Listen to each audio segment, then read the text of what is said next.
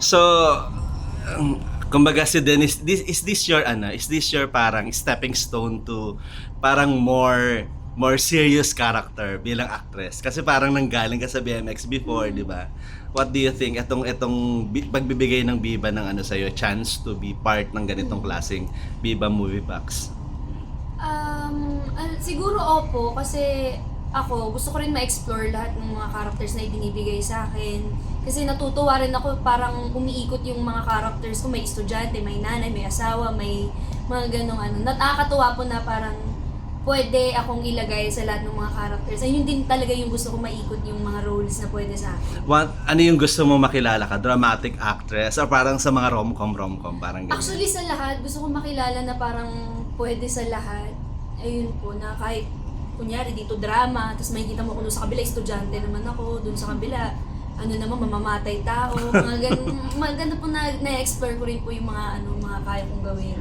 Si Aki naman. Ikaw, Aki, parang this is your parang comeback acting, 'di ba? Yes, after pandemic. Di ba? Parang ang tagal mong Tagal, oh. And this time parang mas mature na ba yung gusto mong tahakin na role? Mas mature in a way na mas marami character din na ma-explore pa bukod sa siguro yung mga characters na ginawa ko po dati. Mas gusto ko ngayon yung syempre yung fit na po sa age ko and yung mas bagay din po. Tulad ng ginawa mo rito sa Yes. Kumbaga, yan na yung gusto mong tahakin at this time. Yes, of course. Kamusta ka trabaho si Denise? Okay naman, happy and lahat kami talagang gusto namin na mapaganda tong Love for Beats na to. Unang-una sa lahat, syempre, this is new sa Viva na papalabas po yung Love for Beats at sa mga viewers na lagi na nanonood sa cellphone ng mga verticals, mga nadadaanan nila kung saan sa TikTok, sa Facebook.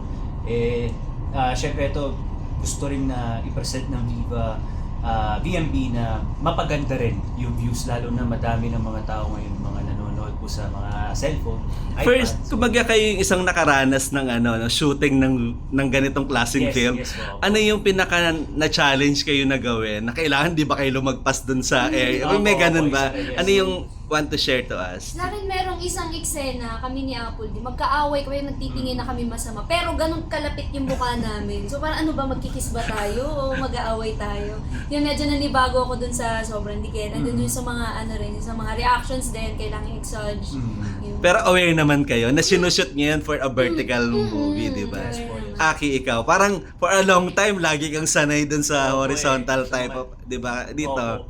Siguro dito, yun nga po, number one, siguro exage. Talagang kailangan din po talaga yun. Hindi siya parang, yun nga po yung diniscuss ko na, hindi siya parang pag nangulangot ka sa TV movie, normal lang. Dito talagang kailangan kita-kita. And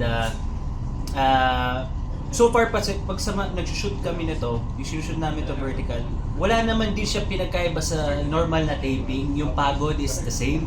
Yung pag-shoot ng same din. Siguro yung kakaiba lang yung acting siguro. Kasi dito mas exage. Hindi siya parang yung movie po na normal lang dapat yung galaw. Pag-usapan natin yung movie ninyo. Parang napapanahon din to di ba? Yung mga ganitong klase mga relationship. Paano kayo nakarelate sa character? Hindi naman pa kayo married or parang gano'n, di ba? Paano nyo in-internalize yung character mo? Denise? Ako po, inintindi ko na lang talaga na may asawa ako dun sa script. Yun na lang inisip ko, hindi ako 22 dito. Kailangan magmukha akong mature, kailangan hindi ako parang bata kumilos, kailangan yung feeling na may asawa, kailangan kong intindihin. Tapos yun. Si Aki. Siguro po, importante talaga yung guidance din. Yung guidance ng mga director. Like si Direk Ayar and sina Alex and sina Denise. Importante rin talaga na pagpupunta ka na set, ipapaalala nila sa'yo na mag-asawa kayong dalawa. That's the most important thing. Kasi yun yung character namin na kailangan namin gampanan. And kahit wala pa kami ganun sa totoong buhay, at least doon natututo na kami. Kumbaga, pagka dumating na yung point na dumating kayo doon, natuto kayo doon sa movie nyo mismo. Yung love forbids, what is the meaning of that to you? Forbidden love siguro. Oo. Yun ang ko. Ikaw? Yun din.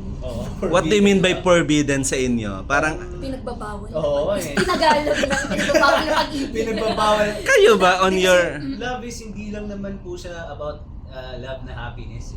Maraming kinds of love. Merong mga love na masasaktan kayo, may love na may tinatawag na love, toxic love, may mga love na talagang sasakita kayo, mental and physical. Siguro yun din isa sa mga Ano na lang yung meaning ng love sa inyong dalawa? Denise, sumusulat ka ng slam note, mga slam book dati. What is love? What is love? Ang hirap nun. Love is char. Ang love, sa akin hindi lang siya yung nafe-feel natin kunyari sa boyfriend, sa girlfriend. So, hindi lang siya yun yung love, yung kaibigan mong sinusuportahan ka, yung lagi kang sinasamahan, yung pagtanong sa'yo kung okay ka na ba, yun yung love na nafe-feel ko sa ibang tao na yun. Aki, pantayan mo yung sinabi ni Denise sa'yo, ha? What is love? Siguro love is kind na lang para sa akin. Oo. Yun naman yung laging pinapaalala sa atin everyday na pagmamahal dapat mabait kayo lagi sa isa't magrespetuhan kayo. Yun ang yun kasi yung dadali at saka trust. Yun kasi yung dadalhin nyo sa habang buhay na mag-asama. Okay. Pagmamahal ay hindi mahirap ibigay. Love forbids. Yun yung title. Sige, please invite them again. Aki. Love for Beads, guys. Malapit na sa Viva Box Movie. Abangan nyo po yan, 59 pesos lang every week. So, ayan. Tama. Abangan niyo ang Love for Beats sa DMV. Thank you and congratulations. Thank you, sir.